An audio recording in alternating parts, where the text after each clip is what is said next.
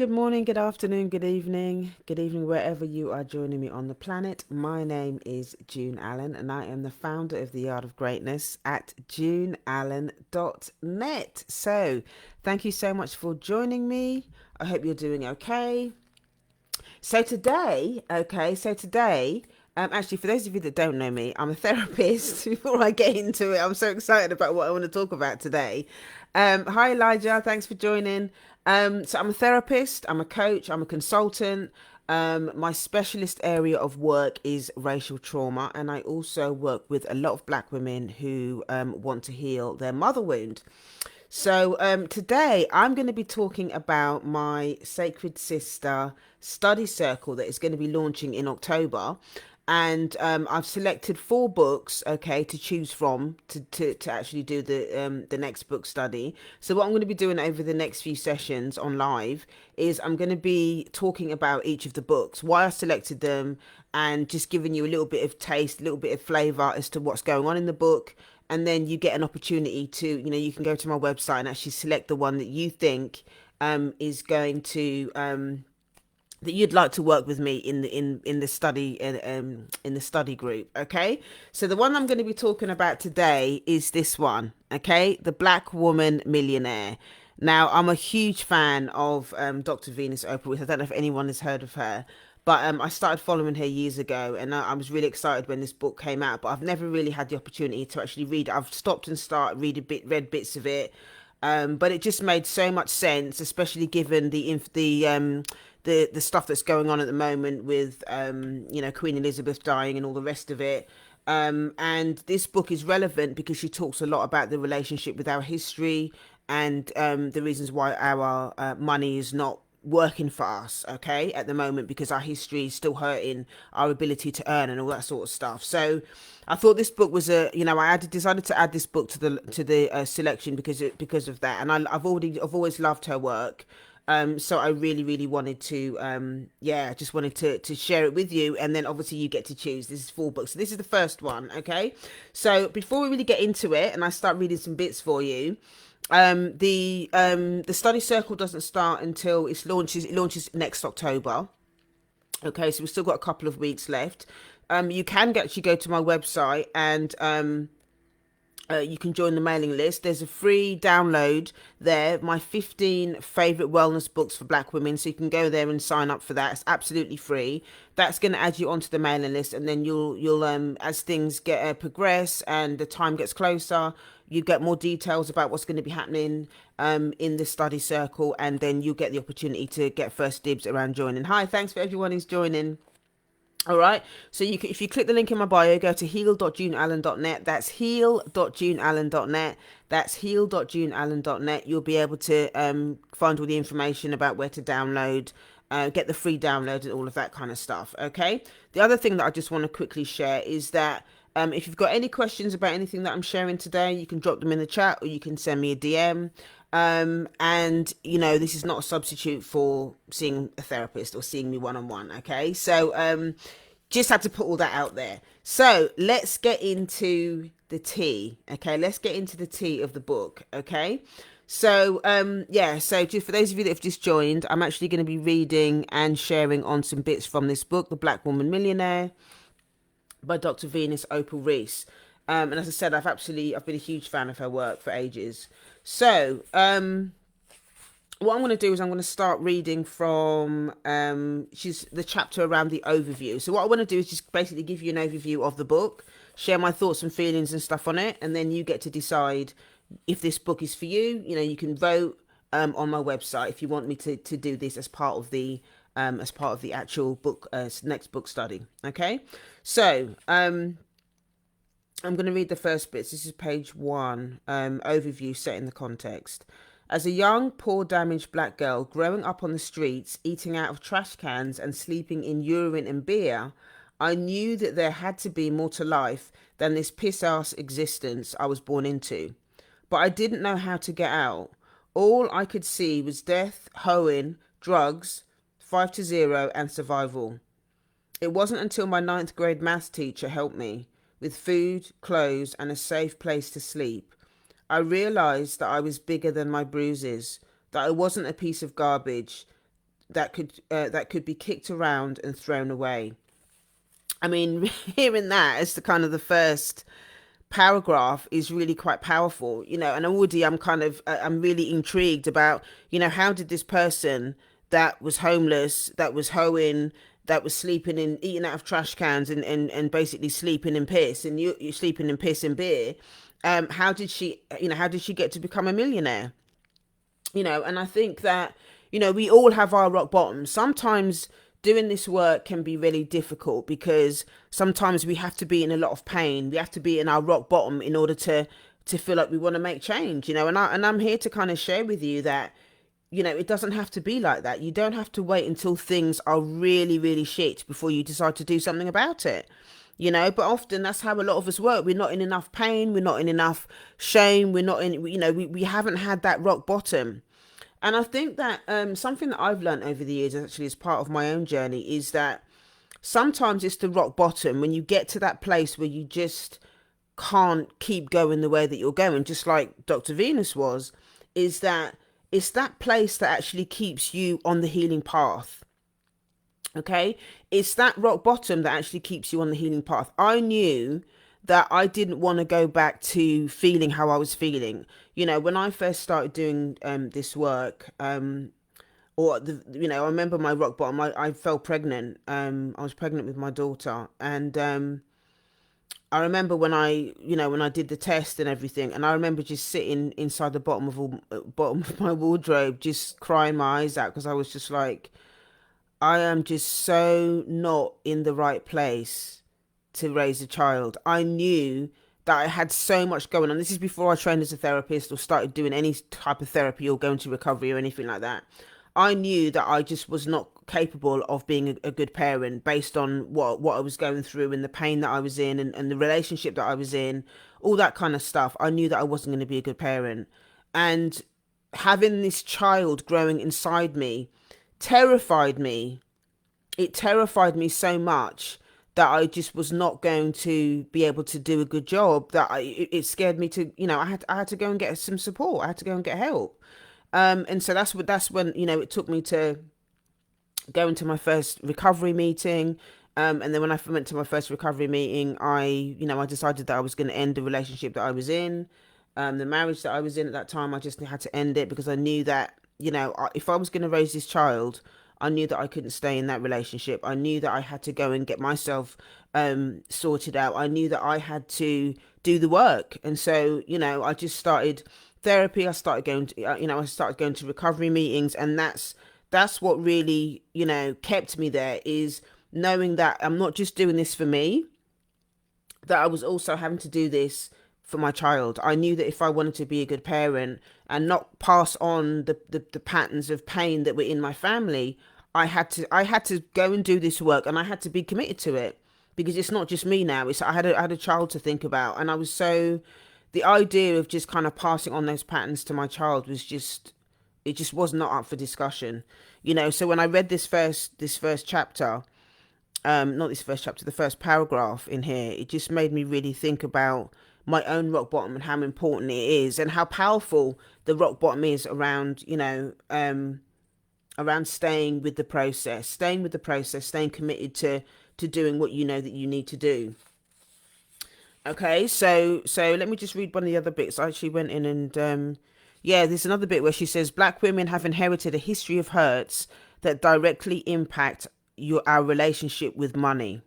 Okay, and she talks about the importance of being more committed to our future than we are to our past. Okay, we have to be more committed to our future than our past. It's okay to use the past as a library so that you can go back into your past and understand it. You can learn the lessons, but a lot of us are kind of, we don't even want to look at what's going on in the past. Okay, because the past has got so much hurt in it. It's got so much stuff that is so painful. We don't even want to look at it. We don't even want to look at it because we're afraid of what we're going to see there. We're afraid of looking at what's happened to us. But the thing is, whether we decide to do that or not, that pain is still going to have an impact. Okay, it's going to have an impact on what we're doing in the present. I'm doing a lot of trauma training at the moment. And I'm working specifically at the moment. I've got a class tonight with Reshma Mencken. I don't know if you have heard of it, if you've read the book My Grandmother's Hands, which is an amazing book on specifically around racial trauma. And gosh, it's been so powerful just really working with him and really beginning to understand just how much charge, how much energy, how much pain, how much hurt, how much trauma that lives inside us as a community, that lives inside us as Black women, that we're holding in our wombs, that we're carrying over into how we think, how we feel, how we interact with other people, how it shows up in our work, how it impacts our relationship with money. And this is why what I really love about this book, because this book, it gives you the opportunity to start to unpack all of that stuff.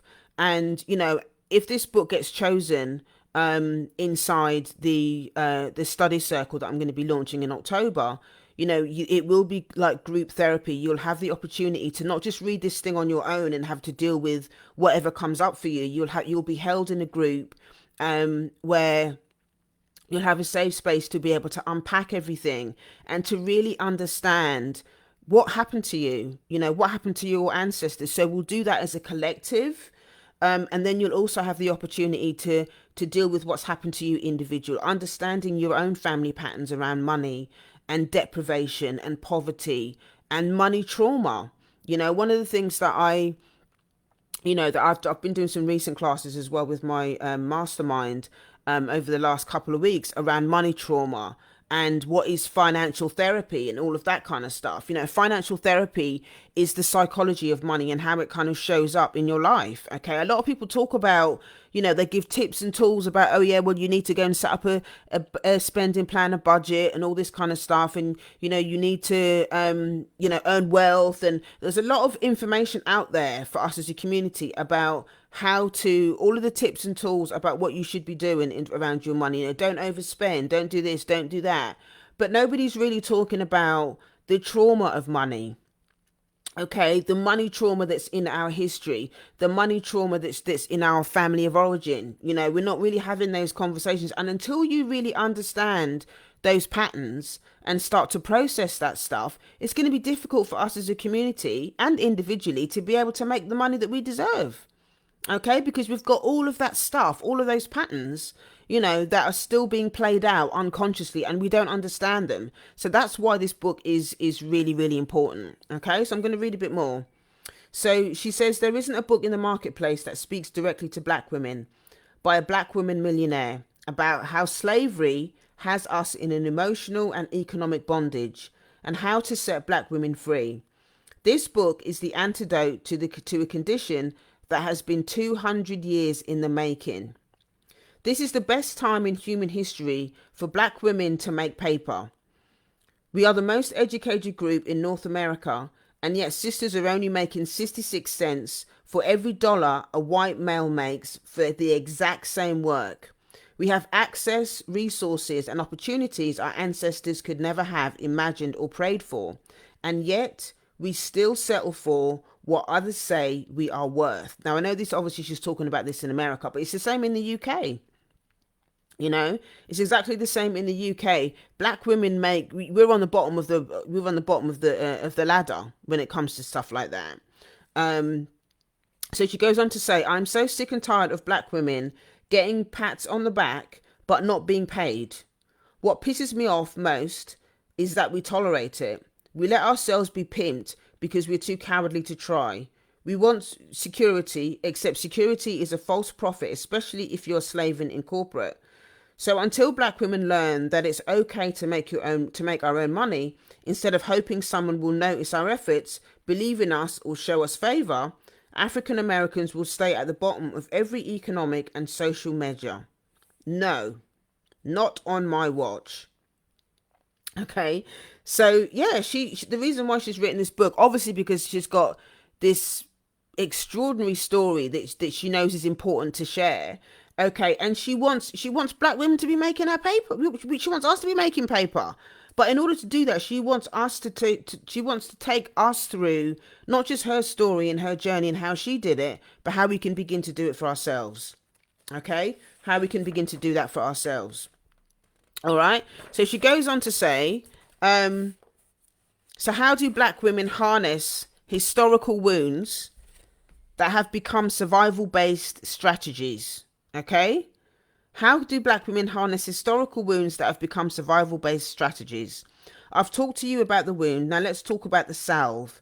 As a tenure professor, I'm very aware of various learning styles. Some people learn best by reading, others by writing. Some learn best by speaking, while others learn best by listening. Most people learn best through stories. So this book is written to instruct in two ways, through storytelling and action, items that each sister can apply immediately to her life. This book is divided into 4 sections: history, residue, spirit, and strategy. In each section, there are 3 chapters that each begins with a story. At the end of each chapter, there are specific actions each sister can take to heal emotionally so that she can thrive financially. Think of the stories as the wounds and the actions being the salve or antidote to the wound. Okay, so I absolutely love that. I love the fact that, excuse me, she's using her own story to illustrate what the wound is, and then she's giving you the actions and the tools and everything at the end of each chapter in order to deal with the wound. And like, as I was saying before, you know, having been in the group, being in the this study circle that I'm going to be doing, you'll have the opportunity to be supported by other women. You'll have me there giving you feedback and sharing my own experience of, you know, doing financial therapy and basically showing you how to do the same. So in that environment, it then becomes a safe space to be able to really unpack what's going on for you, the psychology of money, all of that good stuff. And yeah, it's just going to be an amazing thing for you to be able to experience. So if you're interested in being part of the study circle, you can click the link in my bio, go to heal.juneallen.net. That's heal.juneallen.net. That's heal.juneallen.net. Okay, so I'm just going to talk about the last thing. Hang on one sec. So the last thing that I want to share is she talked about the 4 stages. Okay, so I just want to share a little bit about that. Let's see. So it's page 39 where she talks about the 4 stages. Is this the right one? Yeah, so basically stage 1, okay, is going to be linked to our relationship with slavery. She talks about the historical hurt. Okay, so I'm just going to read this bit. So it says, when your body has been sold for money, it is impossible to have an empowering relationship with it. Slavery was a business, plain and simple, just like the prison industrial complex is a big business now by villainizing primarily black bodies. The institution of North America, chattel slavery was a business, and black women's bodies were the capital. Be clear. I'm not talking about cotton, cowrie shells, cane, or tobacco, and I'm not talking about the tender you touch that stands in for money. I'm speaking about our relationship to money. Due to the institution of slavery, money is the enemy. Money has been the reason our bodies have been pimped, our men killed, and our babies sold. Look in your own life and you will see that you have an adversarial relationship with money. If money were a white man with limitless power to take your life, break up your family, and make you crawl, you would hate him. You would plot ways to avoid him, hide from him, kill him, placate him, or just acquiesce him. So the reason your money hasn't been able to multiply is that you are focusing on getting money instead of healing your relationship with money. Okay? As long as money is the enemy, you will live in fear, just like our ancestors did whenever Massa came around. Healing requires you to confront fear. It requires you to look your enemy, abuser, adversary, tormentor, pimp in the eye and say no more. Healing requires you to be brave instead of having courage. Having courage is being afraid and taking action. Being brave is different. When one is brave, you know you are about to walk into a shitstorm where there is a very real possibility that you may lose your life, your job, your relationship, etc. And you go in anyway. Why? Because you have a bigger commitment to being free than to living on your knees. Okay, I absolutely love that she's done that. I absolutely love that she's written about that. So basically, the book is really about, that's basically the crux of what the book is about. It starts there. It starts with looking at the history.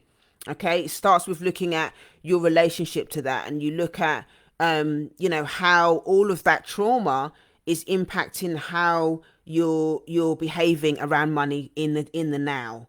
Okay, just to give you an example, when I was doing this class with my membership last week, I talked about how one of the things that creates a lot of anxiety for me is having to deal with the tax man. Okay, I don't like. I mean, I do my tax return, I send it off, and all the rest of it, but it creates a lot of anxiety for me.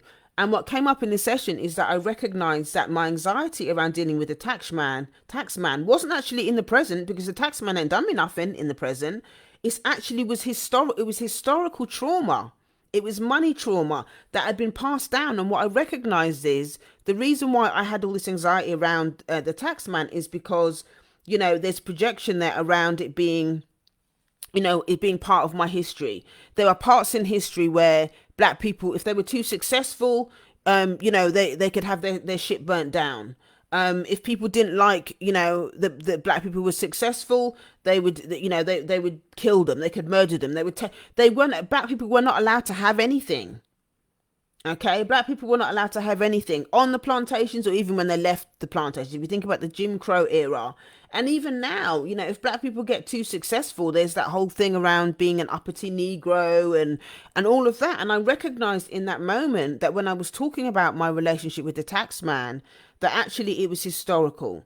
It was this thing around, am I actually allowed to earn money? Am I actually allowed to have the things that I have? Am I actually allowed to do the work that I do? Because there's this internal historical fear that somehow if I make money, that somehow the white man is going to come and take it from me. And, the taxman in the UK has the power to do that. If they think that you got something, even though I'm not doing anything dodgy or shady, there's still that deep fear that somebody can swoop in and take the money that I've earned, even though I've done stuff by the book. Because, in history, it doesn't matter if you've done stuff by the book or not. They can come in and they would come in and take black people's stuff, burn it down or whatever, just because they didn't like it. And all of this stuff was done legally. So I recognized in that moment that the fear and anxiety that I had was historical, and that's because I wasn't just thinking about what was going on in the present. I wasn't just thinking, oh, it's just a mindset thing. This is historical trauma. This is money trauma that's in my body, that's in my DNA, that's in my thinking, and I had to really take the time, and I'm still working through. This is an ongoing process, but the awareness around it has helped me name it. Okay, the awareness around it has helped me name it. So what I'm able to do is talk to my therapist about it. I can talk about it in recovery. I can talk about it, with so many different people, because now I understand what it is, and I'm not going to allow it to stop me moving forward and earning the money that I deserve. Okay, so if you felt stuck around money, if there's stuff around money that you just find it really, really difficult, you find it difficult to show up and be visible. One of the things that I do hear a lot from a lot of black businesses is, they don't want to be visible online. They don't want to do live streams. They don't want to do, they find it very, very difficult. Hi, Amber. Thanks for joining. People find it very difficult to show up on social media. Okay. And it's because, it may be because there's a fear that if you're visible, then you're going to get harmed. Okay. So it's about you understanding, is that current or is that historical? It might be a bit of both. I know for me, it's both. It's both. But a lot of it for me was predominantly historical. If I show up and be visible and speak my truth, specifically because I'm talking specifically to black people, and before I started doing a lot of live streams, I had a lot of anxiety and fear around, am I going to get trolled by loads of white people? Am I going to get people saying shit in the comments? Am I going to get people in my inbox?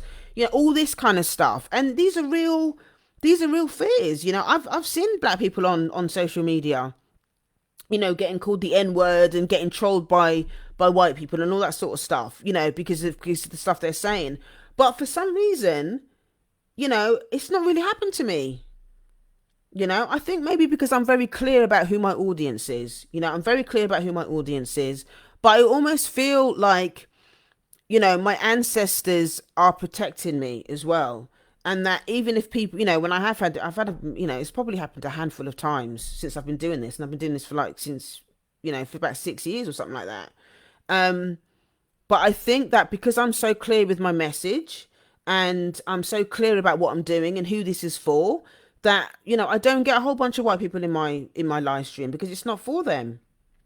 I don't have a lot of white people following me. The white people that do follow me, I know that there are white people that follow me that maybe they're in relationships with other black people, or maybe they've got children that are dual heritage and they want to, they want information and guidance about how they can show up for them and stuff like that, which is great that they're doing that, because they have a responsibility to their, to dual heritage children to be able to do that. So, I think it's important to really think about all of this stuff. And this is all part of what it means to do the work around financial therapy. Okay, financial therapy, the psychology of money, understanding your patterns, understanding how your history, how our history as black people, as a community, as well as individually, how that impacts your relationship with money. All that stuff is really, really important. Okay, so understanding the history is really, really good. Number two is she goes through the internal residue of slavery. What are the patterns that you now play out in your life, okay, around money? How has your history impacted how you behave around money now? What is your relationship with money? How do you feel about it? Okay, what comes up for you when you think about talking to the tax man, or when you have to pay your bills? Do you feel resentment? Do you feel anxious? Are you constantly busy and working? Are you a workaholic because you're constantly thinking that your money's not going to run out? You know, all of these things are important to unpack. Okay, so that's stage two. In stage three, she talks about our relationship to spirit, and she talks about how, money is basically a spiritual tool. It's not it's a tool. It's not something that we should make our higher power. Money in of itself is a tool. So she talks about the relationship between spirituality and money, and she talks about money as energy, and how the closer you are to a higher power, that's where the abundance comes in. It's not about chasing the paper as such. It's about really staying close to your to a higher power. And she doesn't, it's very open in terms of the spirituality bit of it. She doesn't she doesn't go into a whole load of religious stuff and whatever. So yeah, so that's the bit she talks about, the money as spirit. Sorry, money as spirit, and how money is God. And then the last bit, stage four, is really about the strategies to prosperity. She talks more about tools. It's very more practical, and all of that kind of stuff. So there's a lot to think about. There's a lot to digest, and it's not going to be an easy book to work through.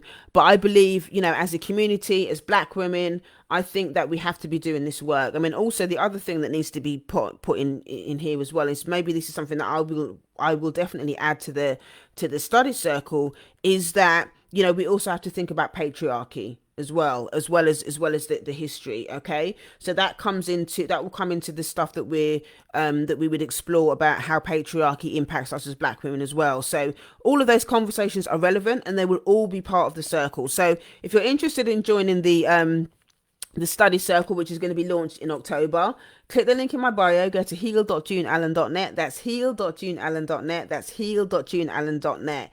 You can download my 15 favorite wellness books for black women. Then you'll be added to the mailing list, and then I'll be sending emails out and doing more of these live streams and stuff over the next couple of weeks, so that you can then choose which book you would like to study. If this is something that you're really, really interested in doing, then you can vote as well. You've got the opportunity to vote on my website. So if you've got any questions about anything that I've spoken about today, you've got any questions about the study circle that you want to find out, please send me a DM, or you can email me, info@yardofgreatness.com.